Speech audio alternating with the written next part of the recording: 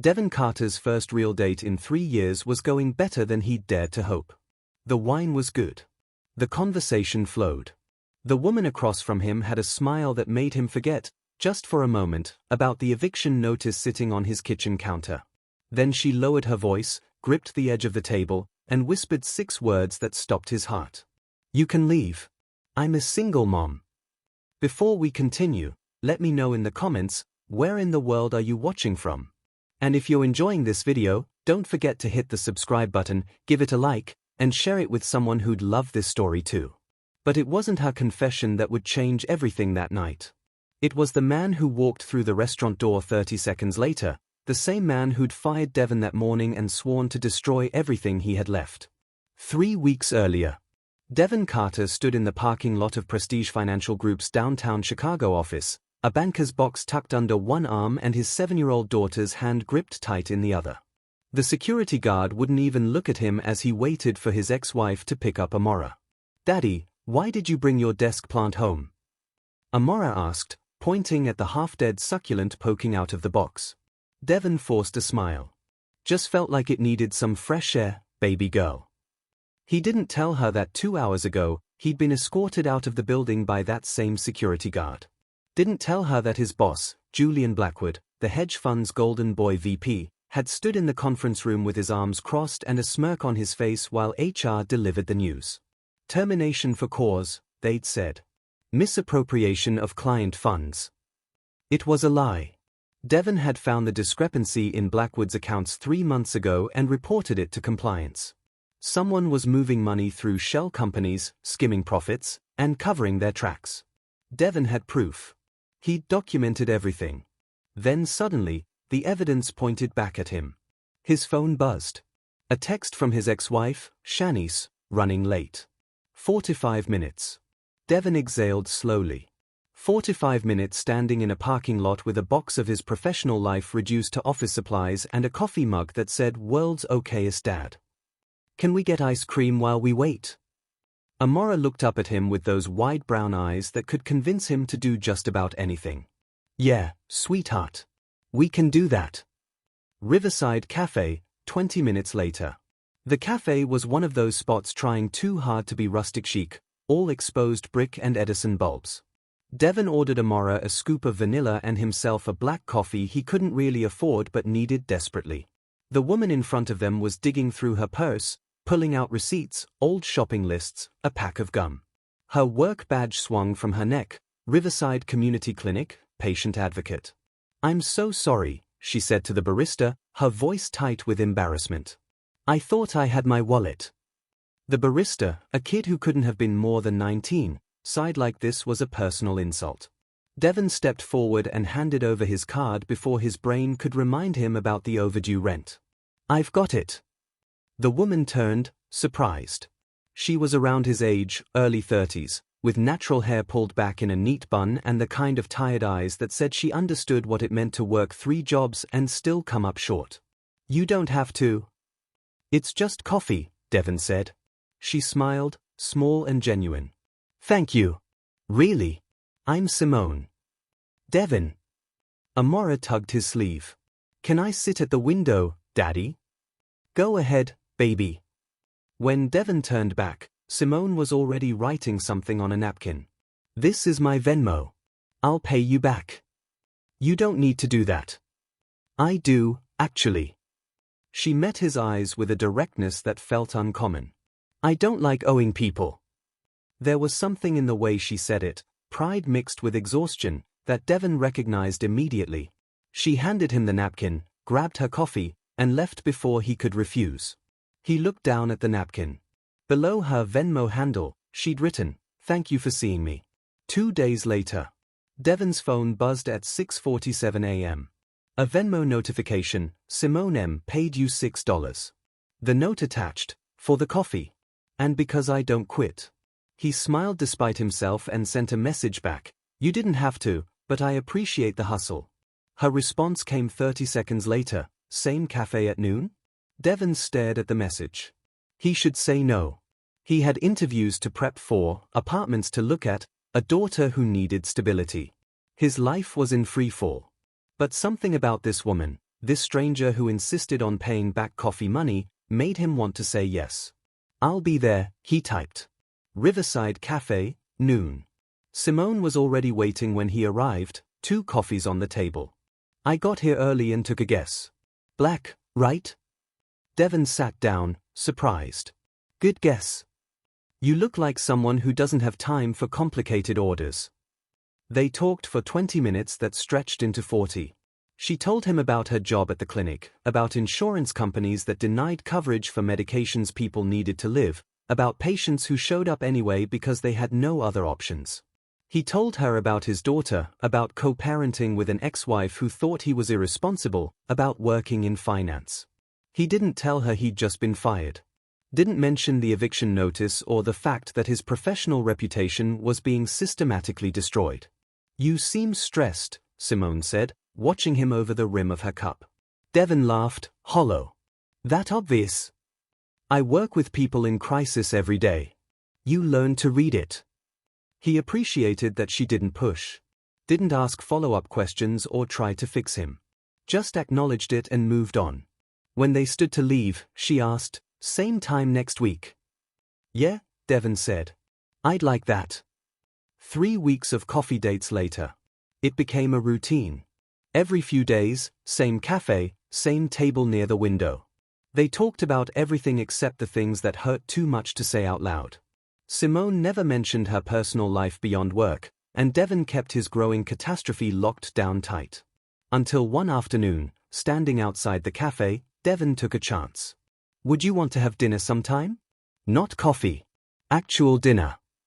Simone looked at him for a long moment, and Devon thought she'd say no. Thought she'd make up an excuse or just disappear the way people did when they realized you came with complications. Instead, she nodded. "Yeah. I'd like that." Bellini's Italian Bistro, Friday, 7 p.m. Devon arrived 15 minutes early and sat at the bar, trying to calm the nervous energy humming through his chest. He'd dropped Amora at Shanice's place with explicit instructions not to call unless it was an emergency. He'd put on his best shirt, the navy one Shanice used to say brought out his eyes, and practiced in the mirror what he'd say if Simone asked about work. "I'm between opportunities right now. Taking some time to reassess my career path. Focusing on being present for my daughter. All euphemisms for, I'm unemployed, borderline homeless, and fighting a legal battle I can't afford." When Simone walked in, Devon forgot how to breathe. She'd left her hair down, natural curls framing her face. She wore a deep green dress that looked effortless but deliberate. When she smiled at him, something in his chest unlocked. "You clean up nice," she said. "Back at you." The hostess led them to a corner table, candlelit and intimate. They ordered wine, then food, and the conversation picked up right where it always did, easy, unforced, real. Simone told him about a patient that week, an elderly man who'd walked 6 miles to the clinic because he couldn't afford the bus fare. "We got him set up with transportation assistance, but Jesus, Devon. 6 miles. 83 years old." "People do what they have to do," Devon said quietly. "Yeah." She looked at him closely. "They do." They talked about movies they'd never seen, places they wanted to travel, childhood memories that felt both distant and immediate. Devon found himself relaxing in a way he hadn't in months. Here, in this moment, he wasn't a failure or a fraud. He was just a man having dinner with a woman who made him laugh. Then, halfway through dessert, something shifted. Simone set down her fork and folded her hands in her lap. Her shoulders tensed. She looked down, took a slow breath, and when she looked back up, her expression was carefully neutral. "I need to tell you something," she said. Devon's stomach dropped. He knew this tone. This was the tone that came before everything fell apart. "Okay," he said carefully. Simone's fingers tightened around her napkin. "I should have mentioned this earlier, but I didn't know. I wasn't sure if this was going anywhere, and I didn't want to scare you off before we even started." Devon waited. His heart was pounding. "You can leave," Simone said softly. "I'm a single mom." The words settled between them like a challenge and a confession all at once. She wasn't asking him to go. She was giving him permission. Expecting it, maybe. Like this was the part where guys usually made excuses and disappeared. Devon felt something break open in his chest, relief and recognition and something deeper. "I'm not going anywhere," he said. Simone blinked. "You don't have to." "I have a daughter," Devon continued. "Amora. She's 7. So I get it." The surprise on her face was immediate. For a moment, she just stared at him, processing. Then slowly, something in her expression softened. Not relief. Recognition. "You didn't mention that," she said. "Guess I was waiting for the right time," Devon admitted. "Turns out there isn't one." Simone laughed, quiet and almost disbelieving. "Most guys run. When they find out I have 2 kids. 2. A boy and a girl. 5 and 8. She looked at him directly. "They're everything to me. I don't introduce them to people unless I'm sure." "I understand that," Devon said. "I'm the same way with Amora." Something passed between them then, an understanding that went beyond words. They were both protecting something precious. Both carrying weight that most people couldn't see. Simone reached across the table and took his hand. "Thank you for staying." Devon squeezed her fingers. "Thank you for telling me." The restaurant door opened with a sharp chime. Devon glanced up out of habit, and his entire body went cold. Julian Blackwood stood in the entrance, scanning the room with the casual arrogance of someone who expected the world to rearrange itself for his convenience. He was dressed in a charcoal suit that probably cost more than Devon's monthly rent, his arm around a blonde woman who looked bored and expensive. Their eyes met across the restaurant. Blackwood's expression shifted from surprise to something crueler. A slow, satisfied smile. He said something to his date, then started walking directly toward Devon's table. "Devon?" Simone squeezed his hand. "You okay?" He couldn't answer. Couldn't breathe. Every muscle in his body locked as Blackwood approached, predatory and deliberate. This was about to get very, very bad. "Devon Carter." Blackwood's voice carried across the quiet restaurant. "Funny running into you here. Thought you'd be busy, job hunting. Or maybe talking to your lawyer." Devon stood slowly, putting himself between Blackwood and Simone. "Julian. You two know each other?" Simone asked, confusion clear in her voice. Blackwood laughed, sharp and condescending. "Know each other? Devon used to work for me. Until he got caught stealing from our clients." The words landed like a punch. "That's not what happened," Devon said, his voice low and controlled. "Really? Because the forensic audit says otherwise." Blackwood turned to Simone with mock sympathy. "I'd be careful if I were you. This man has a history of taking things that don't belong to him." Simone stood, her hand still in Devon's. "I think you should leave." Blackwood's smile widened. "Oh, you're defending him. That's adorable. Do you know what he did? Do you know he embezzled over $200,000? "I reported you," Devon said, his voice rising despite his effort to stay calm. "I found the shell companies. I documented everything." "And yet," Blackwood said, leaning in, "all the evidence points to you. Funny how that works." He straightened his cuffs. "Enjoy your dinner. While you still can. I hear evictions in Chicago move pretty fast." He walked away, leaving a trail of whispered conversations and stares. Devon sat back down, his hands shaking. The entire restaurant had heard. Tomorrow, this would be a story people told. "Did you hear about the guy who got called out for embezzlement at Bellini's?" "Devon." Simone's voice was quiet but firm. "Look at me." "He did. Is what he said true?" "I didn't steal anything," Devon said. "I swear to you. I found discrepancies in client accounts and reported them to compliance. Next thing I know, I'm the one being investigated. He set me up."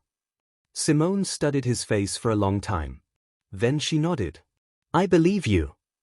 Devon felt something crack in his chest. "Why?" "Because I've seen enough liars to know what they look like," she said. "And you're not one." Devon's apartment, 11:47 p.m. Devon sat on the edge of his couch, staring at his laptop screen. The eviction notice was taped to the wall above the kitchen counter. A Morris school picture smiled at him from the bookshelf. He pulled up the files he'd been building for months, spreadsheets, bank records, emails. Everything that proved Blackwood was dirty. The problem was proof and power weren't the same thing. Blackwood had connections. Lawyers. Resources. Devon had a public defender who returned calls once a week if he was lucky. His phone buzzed. A text from Simone, "You still up?" "Yeah. Can I call?" Before he could answer, his phone was ringing. "Hey," he said. "I've been thinking," Simone said without preamble. "About what happened tonight. About what you told me." "Simone, I understand if you want to walk away from this. I'm a mess right now." "I'm not walking away," she said firmly. "But I do have a question." "Okay. Do you have proof? Real proof that he's the one who did it?" "Yeah. I have everything documented. But it doesn't matter. He's got money and lawyers and—" "It matters," Simone interrupted. "It always matters. Listen, I work with people who get crushed by systems designed to protect the powerful. I've seen it 1,000 times. But I've also seen people fight back and win." Devon rubbed his eyes. "I don't even know where to start." "You start by not giving up," Simone said. "And you let me help." "Why would you do that? You barely know me." There was a pause on the other end of the line. "Because someone helped me once," Simone said quietly. "When I had nothing. When I was drowning and couldn't see a way out. Someone saw me and decided I was worth the risk." Her voice steadied. "Now I'm seeing you, Devon. And you're worth it." 1 week later, Riverside Community Clinic. Devon met Simone outside her work, a folder of documents tucked under his arm. She'd asked him to bring everything he had, every email, every record, every piece of evidence. "There's someone I want you to meet," Simone said, leading him inside. The clinic was busy, packed with people waiting for appointments. Simone led him through a maze of hallways to a small office in the back. A woman sat behind the desk, late 50s, with silver locks and reading glasses perched on her nose. She looked up when they entered. "Devon, this is Dr. Kendra Morris," Simone said. "She runs the clinic." Dr. Morris stood and shook his hand. "Simone tells me you're in some trouble." "That's putting it mildly," Devon said. "Show me what you have." For the next hour, Devon laid it all out. The discrepancies he'd found. The shell companies.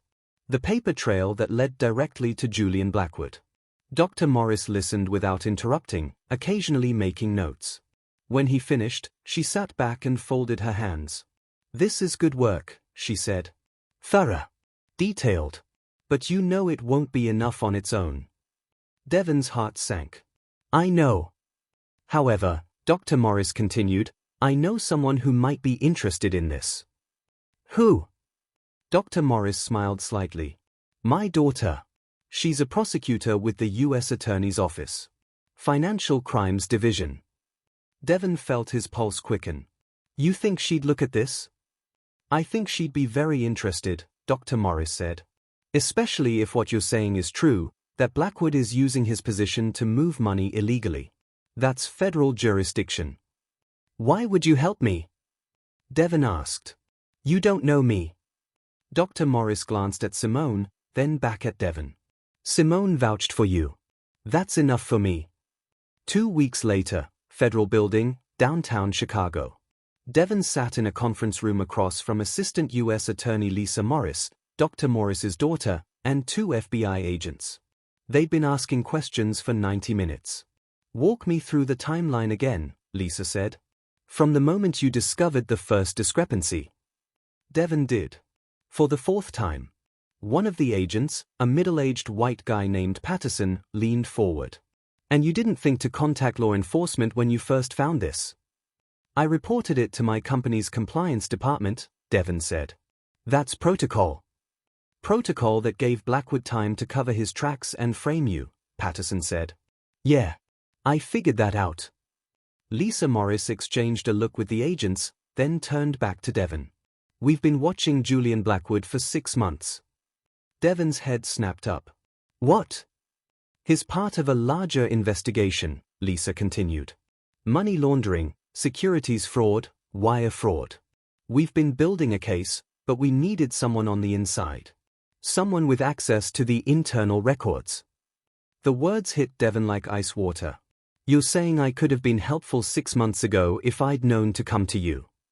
I'm saying, Lisa said carefully, that what you've documented is exactly what we need to move forward. But we're going to need your cooperation. Full cooperation. Testimony, depositions, possibly a trial. Devon's mind was racing. And what happens to the charges against me? If your information leads to Blackwood's conviction, we can make those disappear, Lisa said. But you need to understand what you're signing up for. Blackwood has resources. He'll fight this. It could take months. Maybe longer. Devon thought about Amora. About the eviction notice. About Simone and the fragile, tentative thing they were building. What do you need me to do? He asked. Devon's apartment, that night. Simone sat on the couch while Devon paced, too wired to sit still. They want me to wear a wire, he said. Go back to Blackwood and try to get him to incriminate himself on tape. That's dangerous, Simone said. I know. He already hates you. If he finds out you're working with the feds. I know, Devon said again. He stopped pacing and looked at her. But if I don't do this, he wins. He destroys my life, keeps stealing from people, and faces zero consequences. Simone stood and crossed to him. Then we do it smart. We plan. We don't take stupid risks. You think I'm letting you do this alone? Simone said. Not happening. Devon pulled her close, pressing his forehead to hers. I don't deserve you. Probably not, she said with a small smile. But you're stuck with me anyway. Prestige Financial Group, 3 days later. Devon walked into the building wearing a suit he'd borrowed from Simone's cousin and a wire taped to his chest. The plan was simple. Get Blackwood talking, get him to admit to the fraud, get out. Simple didn't mean easy. The receptionist looked surprised to see him. Mr. Carter, you're not supposed to be here. I need to speak with Julian Blackwood, Devon said. It's important. I don't think. Tell him Devon Carter is here to discuss a deal. 5 minutes later, Devon was being escorted to Blackwood's office on the top floor. Floor-to-ceiling windows overlooked the Chicago skyline. Everything was glass and steel and money. Blackwood sat behind his desk, fingers steepled. This is unexpected. I want to make a deal, Devon said, forcing his voice to stay steady. A deal. Blackwood laughed. You're facing federal charges for embezzlement, and you want to make a deal with me. I know what you did, Devon said. I know about the shell companies. The offshore accounts. All of it. Blackwood's expression didn't change, but something flickered in his eyes. Careful, Devon. Accusations like that could get you in more trouble than you're already in. I'm not accusing, Devon said. I'm stating facts.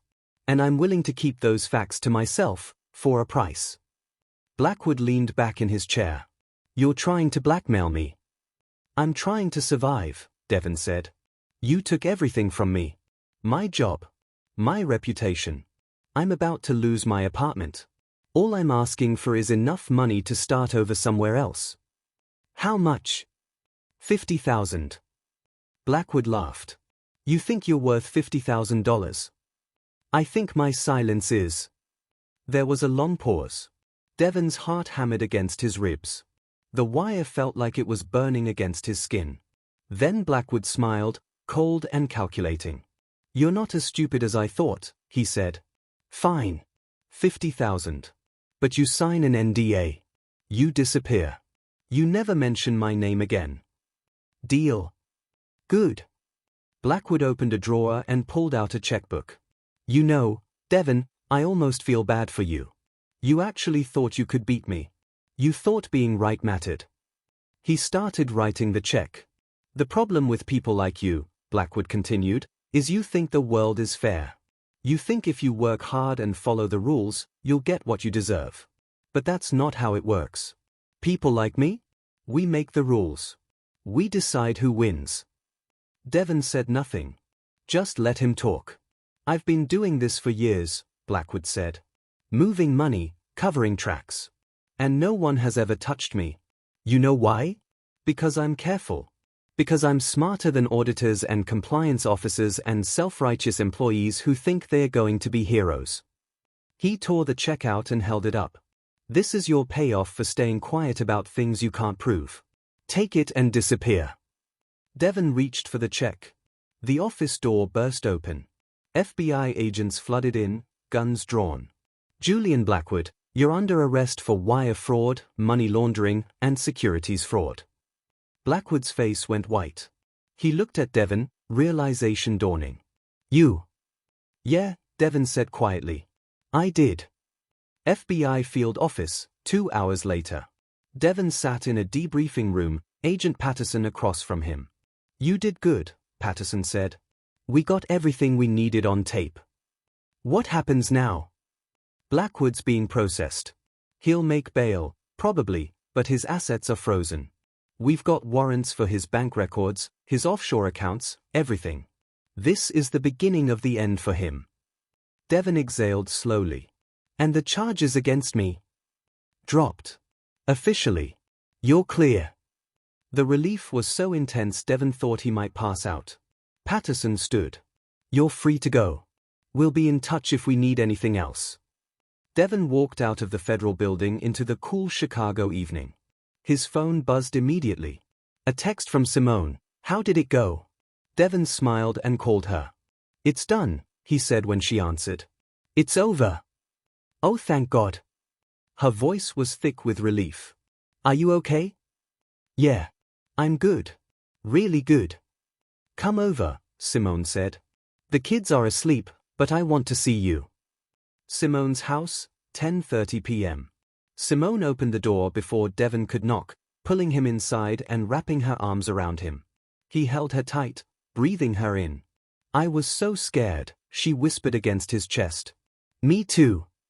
They stood like that for a long time, just holding each other. Finally, Simone pulled back and looked up at him. So what now? Now? Devon smiled. Now I figure out what comes next. I need a job. A place to live that isn't about to evict me. A life that doesn't involve federal investigations. Sounds boring, Simone teased. Sounds perfect.